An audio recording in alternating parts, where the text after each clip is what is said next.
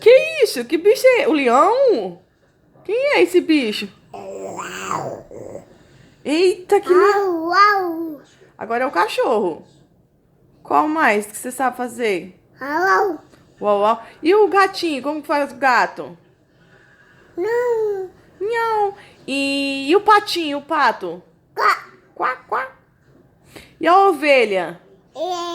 Né? E a vaca? Mu. E a baleia? Como que a baleia faz? A baleia que engoliu o Jonas. Eita, a baleia que engoliu o Jonas. Tá vomitando a baleia. É, meu filho? É a baleia que engoliu o Jonas? Eita, que baleia forte, que a baleia força que essa baleia faz, meu Deus. E o leão que tava nas covas dos leões com o Daniel, como que faz? O leão que tava na cova dos leões, como que é? Hã? Os leões que estavam na cova com o Daniel, como que faz o leão? Como que é? O leão, uau, como é? A Esparta? A Esparta é a sua cachorra que a mamãe deu pros outros.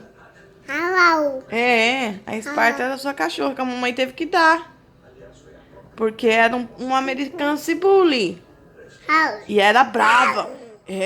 Como que ela fazia? Ela fazia assim? Não, meu filho, quem faz assim é o leão o Daniel. Que tava na cova dos leões. Os leões que estavam na cova. Com o Daniel, não é? Hã? Como é, filho? Eita, eita!